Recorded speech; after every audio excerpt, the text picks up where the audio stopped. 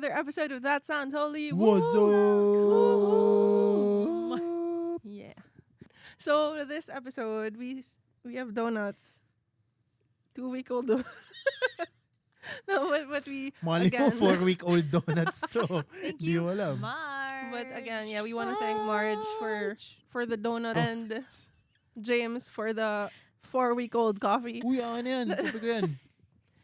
Here's your Hindi ko pala for 4 weeks. And but Hey. again, thank you for all of those who are sending gifts and sending food over. We invite? super appreciate it. No, seriously guys, super thank you for your generosity. Yes. It's insane. If you do want to send over something else, you can just message us on IG or on Facebook at That Sounds Holy while they are eating. Ay, and sorry. Habang natatakam sila sa donuts na to. Sige, kagat ka na. Panoorin ka namin. Nilagyan pa ng microphone. Dinopo. Yes, ma'am. Oh! Did you hear that? Oh, sarap. Yum. Yum, Review. yum. Unang kagat, tinapay lang. Galing. Galing. Totoo Siguro naman dahil kasi. tinapay siya Totoo, talaga. tinapay Hindi, yan walang saging eh. Kasi Kasi ang liit tinapay yung nung saging. kagat mo eh. Oo nga. Wait. Sige Go, na. go. Magsalita ka. Sige, anyway. So, for today's episode, we're gonna be talking about trying new things. Ooh. Being a beginner. So, Mm. let's start with this question for both of you. G.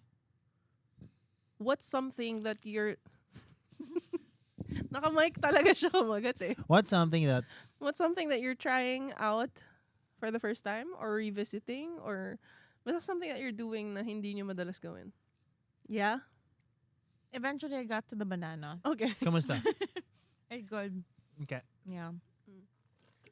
Dahil naka-mic ka na rin lang. What's yours? Mine is, tennis. Yeah, we've seen your stories. I know, How girl. is it? So, I was taught tennis when I was in grade 5, I think. Kasi, Ay, ano kwento mo nga ito? oo, walang magko-compete. Walang walang Walang magre-represent Napilitan. sa school namin. So, I was like, oh, I have the time. So, the coach was like, okay, I'm gonna train you. And then, after a couple of sessions, I got bored. And also, because I was already singing, so mas demanding yun sa time. So, I had to like leave that. But there Yeah. was feeling ko nga parang siyang gusto ko siyang, parang it never left my mind. Ah. Yeah. Oh, that's nice. Yeah. So recently, I've been getting myself coached for tennis for 3 sessions. Okay. And of course, I find out that I'm not really like the best at it because it's just 3 sessions.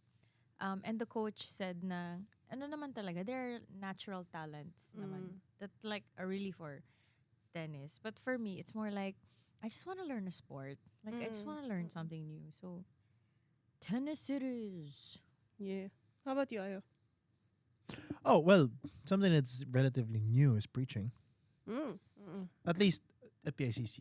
Yeah. I mean, I preached naman before. Well, even at PICC, I used to preach the PM session. So I guess now, that's the newest thing that I had to step into again. Right. Preaching. Preaching. So, yeah, it's been one crazy journey Yeah. so far. I mean, bilang pa lang naman sa daliri ko, kung ilang beses yung pagsampa ko to preach Yeah. at the PICC AM. And it's been one amazing privilege so far to be able to preach the Word of God, especially to the younger generation. And just to have that gift that is given, I mean, Yeah. the to be able to speak on that scale to people, to so many people, it's just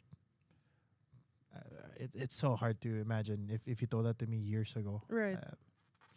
But to step into it now, well, I'm really, really grateful for the opportunity, and really praying and That's preparing hard every time to make sure that I get to, Yeah. be able to speak of His truth Yeah. the best way that I can every single time. Mhm. Yeah. That's the new thing. You've always lifted. Like I've seen you like do more Weightlifting. weightlifting now. So you mean sa gym? Yeah. Well, I've been kasi parang it never left naman. Nagkakaroon na ng breaks. Ngayon lang naging active ulit. Well, Right. yeah, I think that's also another new thing. Hindi naman new, but stepping into it again, yung talagang having fitness and health and going to the gym is one of my top priorities. Kayong dalawa, di ba? You've been going Yeah. more to the gym. Yeah. Ayun. That's Do- actually my answer also. Because Preaching. Oo. Hindi. I've been, naman, kumbaga parang, nag-gym naman ako before. Tas, mostly kasi ako contact sports talaga. So, like, taekwondo, boxing, ganyan. Tapos, pag nag-gym ako dati, I just focus on cardio. Na, as in, kung ano lang alam kong gawin, ganun. But, recently, I've been going to the gym specifically para humabol yung arms ko sa strength ng the rest of my body. Basically, because taekwondo training is leg heavy. Talaga? Yeah. So, my legs are strong, but my arms are weak. As in, super, super duper weak. My upper body is weak. So, parang, I got a coach to help me with that. Shout out Nico. Shout Nakikinig out siya ng Coach podcast Nico. natin. Talaga? Shout out to Coach Nico. Yeah, so I got a coach to help me with that. Kasi nga hindi pantay yung strength ng lower body ko at ng upper body ko. How did you know that pala? So, okay, so when I went to that gym, usually kasi I got a trainer to just kind of figure out what I could do on my own. Tapos nung mga first few sessions ko, nung after na may kasal, so last year, hindi talaga pantay yung strength ng... So, okay, for context, pag sa legs, kampante ako. Like, leg day is, let's go, let's do this. Yeah. Ganun. Pag arms na, as in, I dread it talaga. Kasi mahina. As in, kunyari, yung weight na sa leg press ko, kunyari, ano yung last, 140. 140 ata. 140. Yeah. So, kaya, kunyari, yun, kaya ko mag 140 na kilos na leg press. Pero sa arms ko, nangihina na ako pag 10. As in ganun. Oo. Nangihina na ako pag 10 each arm, ganyan. Tapos, hindi pantay yung strength ng left ko sa right. Because I'm right-handed. So, like, yung right ko kaya pa niyang to keep going. Yung left ko, as in bumibigay na, ganun. So I need to catch up on that. So that's why I got a trainer Yeah. for that. Coach Nico. So nice to be coached. It is. So that was what I was gonna lead into. Yung first few times niyo of doing it, or the first time that you went back into it, like kunyari si Ayo for preaching and you for tennis, did it feel natural already, or like how did it feel like for you? Well, for me, kay preaching, it felt natural because I guess it's advice na rin, kung okay lang, part. If you want to step into something, find something that you love, or there's an aspect of it that you love, you'd naturally be drawn towards it because you love it. I love God. I love talking about how He has been good to me in my life. Yeah. I love singing about Him, singing of His goodness, leading people into worship. I love that aspect of then translate it into preaching and speaking, Yeah. and then drawing it from where is it coming from? These are the teachings about it. This is what the Word says about it. The Bible Yeah. says about it. This is what other mentors and preachers will talk about it, and then. And it just all boils down to my love for God again, and it's done in a different way. Yeah. So it felt natural in that line. But of course, the other aspect of it was not as natural as I wanted it to be. The technical part of preaching, like delivery, ganyan. Because I'm used to getting on stage to sing or to lead worship. I would speak or exhort for worship, before worship, but that's like max, 3 lines? Haba na nga ng 3-4 lines eh. But for this, you have to preach for 15 to 30 minutes. Yeah. And Like to stay there, no? this time, I'm not with 8 other people or 7 other people who I know I'm rallying with in one line. That, and I know that 3,000-4,000 people are looking at us separately, but this time it's just me. The lights are now opened instead of in worship that it's closed. There's no band now to help me. Every time there's a point that I want to drive, when I exhort and there's Ren's gonna start doing his thing, Zach's gonna do his thing, Kukoy's gonna help. But for this one, it's just Ikaw lang talaga. yeah, I think that part was what didn't feel natural because there's a counterpart wherein dun talaga ako mas natural. Yeah. But for this one, I just had to channel it now into what's the common denominator to the closest thing that I can compare it to. Yeah. And ano yung common dun na minahal ko sa dalawang yun. And then that's where I draw my strength in. So, to answer your point, yeah, it felt natural, but parang, alam mo yung meme na same but different. Yeah. Parang ganun. Same but different. Good. Yeah. That's for me. How about you? No, not at all. Because number one, I've never had a sport.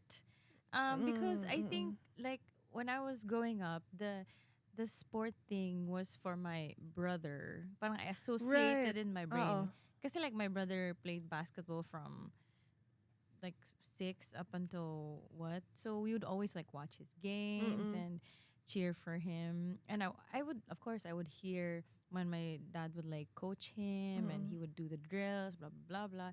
But like that was just like from afar. Eh ngayon, na ako na yung kino-coach, parang, talaga ba? Parang weird yung feeling na parang, as in literal beginner. Yeah. So parang, Beginner ulit. as in wala akong natural talent. I think with singing kasi, may inbornness na parang, you have a gift. Yeah. That can accelerate you easy. Yeah. This one, oh my gosh, parang kong lampa talaga. Grabe na yung lamba. Talaga, kasi wala talaga akong gift. Oh my gosh. Tapos like, halfway through, parang sabi ko pa kay coach, may ano ba ako? May problema ba ako sa hand-eye coordination? Kasi palaging hindi ko nahihit yung bola. But I think the thing that I love most about like the coaching thing is that there is a counter. May nagka-counter ng self-defeating thoughts ko. Counter. Yeah. Yeah. Okay. So parang, but when I say that, like, I think I have a problem. I think this is not my talent. I think yung mga papunta na sa, wag na lang kaya. Oo. Or baka sa iba na lang. Oo. Baka Gets. mas madali yung sa iba. Parang sabihin niya, no, eyes on the ball. It's just about timing.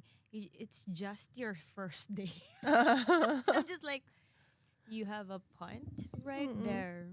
Yeah. So I love that, like, while learning, while being a total beginner, I'm discovering my learning tendencies and learning styles also. Which is that, to nobody's surprise, is that I'm a perfectionist. So talaga? Ay, hindi man halata. But never. I freeze when I'm unsure. Yeah. And parang ayoko pa nga mag-show up eh. Sabi Yeah. ko, ano na naman to, madidiscover ko na naman na wala akong talent dito. Oh my gosh. Oo. Gets. Super gets. That was parang, I would just show up, and then the coach would just be like, it's okay, repetition. And then he would tweak a little bit up your elbow, your follow through. I'm like, yeah, muscle memory, right? So nung third session na nasasanay na yung katawan ko. And parang they were teaching me the rally, yung parang forehand, backhand, and the exchange of that. Sabi ko, coach, I can't, I panic. So parang sabi niya we all panic. Because it feels like death. When you don't know. Wow. So you just have to tell yourself, I'm not gonna die. It's funnier in Ilonggo. He's like, hindi ka mapatay. Hindi ka mapatay. So I'm like, that's true, okay. Every time I'm like, I'm not gonna die. Because in my brain, di ba may study niyan na sometimes failure registers in the head as death. Yeah. That's why we're either parang fight or flight. Yeah. So I'm like, okay. like I would toss the ball for service, and I know that it's wrong, and I'd be like, and she's like, Vanya, at least try. I'm like, okay, so show up. Not gonna die. You're not gonna die. Grabe yung motivation mo. Hindi ako mamamatay. Hindi ako mamamatay. You're just learning something new. You're just learning to suck. You're not gonna die. That's true. I was gonna Yeah. lead up to that then. Kasi parang, I think that's where we're similar. Like both of us. Na parang, hindi ako magaling dyan so wag na lang. May ganong aspect eh na I don't wanna try anymore because I know I'm not gonna excel. Right. Like, As achievers. oo. Right. Na, siguro childhood wounding din siya na, na kailangan alam mo na. Kailangan gets mo na. Yeah. Or like may expectation of you na magaling siya sa ganito or like Yeah. nag-excel siya academically or whatever. Yeah. So when there's something new that's presented to us, parang nope, I'm unsure. I don't want to set foot Yeah. on like anything that I'm not sure about. Yeah. Parang ganun. So in my case, medyo nakarelate ako dun sa sinabi mo na ganyan ako. Pag sinabi ni Coach Nico na leg day tayo today, okay, game. Pag sinabi niya na arms tayo today, as in, visible. Minsan natatawa na lang siya kasi parang, okay. Okay. Kasi tas uunahan ko lagi na, kunyari, may part na nag-give up yung arms ko or whatever. Nauunahan ko siya na parang, ba yan, ang hina? Kasi ginagawa ko yung sarili ko na parang, ba yan? Yun Mine na is lang like, eh. oops. And like the coach would catch that and he would be like, it's okay. It's okay. Tapos meron yung tumatak sa akin. Sorry. Kasi minsan, sabay kami nag-gym ni Ayo, pero hiwalay. So, like, I would watch him from afar, ganyan, na, syempre sila ang lalakas nila eh. Tapos ako parang makikita ko na, wow, ayan, yun lang yung problema talaga, mayabang lang talaga. Ay. Pero parang makikita ko na itong grupo na to malakas yan. Kumbaga nakikita ko sila mag-workout. Tapos mag-give up ako sa 10 kilos. Na parang, ang bayan ang hina. May ganun akong thinking. Yes, may isang beses nahuli yun ni Nico na sabi niya, hindi ka mahina. Sabi niya, hindi mahina yan. Sinasanay mo lang. Parang ganun. Sinasanay mo pa lang ulit. I love Ganyan. it. I love So, it. parang, like what you said, na there's someone to kind of reframe your thought. Yes. Na hindi, it doesn't mean you're a failure. Yeah. You're just trying. You're just learning Yeah. new things. Hindi lang siya natural sa'yo. Pero, you're gonna get there. It's gonna be fine. Ato. I think that's why it's also so important in trying to do something new or getting into something or going back again. It's so important to either find an aspect of it that you love Yeah. or get into a group who love what they're doing. Or is good That at. is true. Kasi Yeah. kung gusto nila yung ginagawa nila, you'd be drawn to it. Yeah, Yeah. and they'd have more patience. Yeah, with you. exactly. Yeah. More patience. Kesa dun sa mga pilitan lang din, pare-pares kayo kumain na lang tayo, kumain na lang tayo, di ba? Pero pag gusto nila yung ginagawa nila, it's either mahawa ka or you'd be like, sila mismo yung magpupush din sa'yo, tutulong sa'yo. Yeah. Kaya mo naman yan, ganyan. So I think that's a secret also. If you want to keep being consistent, it's finding what something, an aspect of whatever that is that will make you love it. For example, if I may, when I started hitting the gym, it was like 2016 when I was in my peak, big chunguson. I was, What a term. How do you spell that? I was 120 plus kilos for context. I was like 250 or 260 pounds. I was a big boy, like really, really huge. Gabi naman Huge. sa huge. I was. You were? I That's think flash up. nag-flash ng photo. No, but I really was. But I didn't like going to the gym. I was a basketball player before. Yeah. But hindi yun masyadong lifting eh. Hindi ko na kaya mag-basketball noong time yun, 2016, 17, because of an injury. I didn't love lifting weights. I didn't have people who would help me also kasi in Bulacan, wala naman masyadong friends noon. But I figured that I love food. I mean, di ba? Where is this going? Okay, go. No, dahil I loved food, yun yung aspect of fitness, doon ako nag-focus muna. Na, Okay, gets. yun na. Because meron akong nabaling attention, uy, pwede to magluluto ako ng mga healthy na masasarap because this will entail me not to love also the whole fitness Yeah. package. Yeah. Because reading up, hindi naman pwedeng puro gym lang, hindi rin pwedeng puro kain lang. So now, I went through the process of lifting weights even if I didn't like it at first because yung love ko that kept me going, that kept me consistent was the food. Kaya yung sinasabi, yung aspect muna. Parang looking forward to Yes. cooking good food, Yes. healthy Yeah. food after. Yeah. So, parang ganun. Interesting. Yep. Siguro kasi parang sa akin, something that I'm slowly realizing Mhm. is that people don't care. Oh, that is true. As Yeah. in, people don't care. Oh, yeah. Like, yun nga, parang what's stopping me from going sometimes? Kasi minsan, parang kunyari, nung nagkasakit ako ng 1 month, so natigil ako mag-gym nun. Tapos parang meron akong push and pull na gusto akong bumalik, pero kasi, syempre, babalik na naman ako dun sa nangihina ako, hindi ko na naman alam kung Yeah. paano gagawin, ganyan. But then when I got there, people don't care. Like, Si Jed nagba-badminton na. may matagal na nagba-badminton yan. Talaga. Oh. I mean, like, dyan, nagba-badminton siya Wait, dyan magaling ngayon. yun Galing badminton Magaling ni yan. Jed. Magaling As si Jed. in, Wala Taob naman. kaming kasi lahat. nagba-badminton nga siya. As in, naglalaro siya sa... he's Ah. like, ngayon, akala ko like, for like, yeah. Di okay lang, ganyan ka Kaya naman. pala siya, smart. Wow. Kasi racket sports. wow. Yun sabi nila. It helps with Kaya the mo ba gusto brain. mag-tennis? Yeah, gusto kong tumalino. Kaya pala mahina ka sa tennis. Joke lang. Amo! Oh, ikaw. Sumugit na kay coach. Wow. Hindi, pero yun, like what I was saying, parang going back there, one thing that I noticed is that people were focused on themselves. That's true. Yeah. As in, hyper-focused pa. Well, sometimes, parang even if I make a mistake,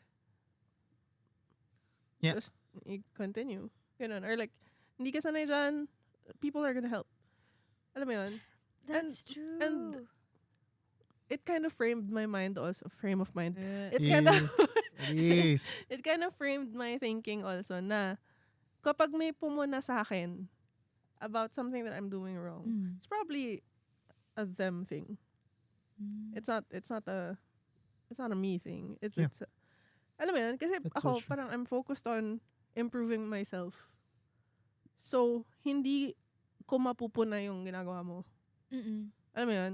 Like, so if people are focusing on me, then it's kind of your problem. like Parang ganun. nitpicking. Oo. Oh. So, it helps that there's someone, yun nga, like a coach or like a friend who's there na kapareho mo ng journey in a sense na focus tayo sa goal natin. Parang ganun. And in that way, the whole beginner thing kind of becomes more comfortable. Yeah. Yeah. Na okay lang Yeah. magkamali. Kakasalit ko lang eh. Parang you give more grace to yourself. It's I think it's also so foreign to me because I'm learning it not to compete. Yeah. Just learning it because I just want to learn it. Ganda. Yun. I think Yun yung because magic dun. when I used to learn things, it's always for something. Yeah. So now that like walang masyadong utilitarian side to it, na parang I'm only gonna do this because it's useful for something. Yeah. Compared to like I'm learning it because I just want to learn something new. It's strange for me. Na parang okay, so then how should I approach it? And how could I be less competitive with this? Yeah. Right. Yung mindset change din na yun na kasi parang there was one time na parang nagpa-practice ako ng forehand. Tapos I was looking at how the balls would bounce and minsan kasi parang nag-error. I mean, hindi naman minsan. Most of the time Yeah. nag-error. And then I think the coach would be like tinitignan niya ata yung mukha ko. Tapos he would catch the micro expressions. May mga ganon. Sabi niya, Van, tama yun. Yung form mo tama. Don't look at the result of the ball right away. Because what we're doing now is we're correcting your form. So Galing. it doesn't necessarily mean na yung result hindi masyadong maganda. Yung ginawa mo hindi tama. Yeah. So parang ako, but I'm always for the results. How Lumalabas am I din talaga gonna yung switch? ano, no? Yeah. Mm. It reveals yourself and oh my gosh. Yeah. Which is good though. It's self-discovery ba? Totoo. Which So, reminds me, yung nakwento ko to sa'yo before, na I'm super inspired by Ellie, my niece. Oh. She just turned 9. Happy birthday. Happy birthday, Ellie. But she loves trying new things. Wow. To the point na parang kami na yung, ayaw mong pumili ng isang ifo-focus mo. Kasi as in every year, meron siyang plan na alam namin hindi masusunod. Pero meron siyang plan 2 years ago na when I'm in grade 3, I'm gonna take up theater. When I'm in grade 4, I'm gonna take up taekwondo. When I'm in grade 5, I'm gonna take up tennis. As in, meron siyang ganun. Wow. Tapos parang kami, talaga, like, you don't wanna try something and stick to it. you know? Yeah. No, I wanna try everything. Ganun siya. I was like that. Tapos, Oh. meron siyang isang beses na, sabi niya sa akin, Tata, I'm gonna be taekwondo varsity. Sabi ko, but you're not doing taekwondo. But I will. Meron siyang ganon. Cool. Tapos ngayon, she's doing tennis. Mm. And she's enjoying it so much that she told me that next year she's gonna apply for tennis and then she's gonna be varsity. As in, ganon siya. Parang when she wants something, she's gonna try it. Galing. And then there was one time she auditioned for a play. I told you this. Mm. She auditioned for a play and then she didn't get it. Oh, hindi. Tapos nag-idol kids siya. Mm. Nag-idol kids siya, hindi siya nakapasok. Tapos kami, parang super ingat kami with her feelings na it's okay, you know, you have a lot of opportunities pa, ganyan. Tapos sabi niya, it's okay, I had fun, I'm gonna try again. Ganyan lang. So parang it kind of, Yeah. wow, Sana how, lagi tayong gano'n. Yun, Teach Oo. me, Ellie. diba, na parang to enjoy the process of being a beginner, Yeah. to enjoy the failures that come with it, to learn Yeah, from and it, like and then The try again. adventures that come with it also. Yeah. Yeah. Anyway, so to wrap up the episode, is there anything you want to say to our donuts who are thinking of trying something new but are scared of failing? There's more to gain than to lose. So go for it. Go on that adventure. Even if it's uncomfortable. And try to stick with it. Yeah. Stick to it. Stick under it. Stick beneath it. Stickers. Stick toe. How about you, Ayo? Ako, maturing is just really realizing that your competition is really just yourself. Yeah. Oh, that's true. That's true. Like, whether it be any sport, the gym, or a new hobby, or Yeah. ano. Tama si Isa, no one's gonna, wala namang police na magsasabing, uy, ano mo yun, like, well, technically they are. But it's up to you now. If you're gonna focus on that, or Yeah. just focus on yourself. So like ako when I started being more into the fitness thing, lifting weights and all that, the more that I got into it, the more I realized na debunk yung talagang babantayan ka ng mga tao. Nobody cares. That's true. They're Nobody cares. focused on themselves. Yeah, we recently we went to this really big gym sa Bulacan. Dumayo kami friend group ko ng mga ano. We were, di ako nagbubuhat ng sariling bangko, but we're really strong. Like yung mga kasama ko, ako sakto lang. Ganyan, and we started lifting really really heavy weights in that big gym. And yeah, some people watched, some people were like, oh cool, ganyan. But in reality, nobody cared. Actually, yeah. Nobody cared. Yeah. That is And- important. Yeah, Yeah. and kami, we were just having fun and realized na yung mindset nila nung una was to, punta tayo, magpasikat tayo, ito sa joke. Magpasikat tayo. But when we were there, nagulat na lang kami na tuwing turn na namin maglift, we were all so locked in and we forgot na we were even at a different gym.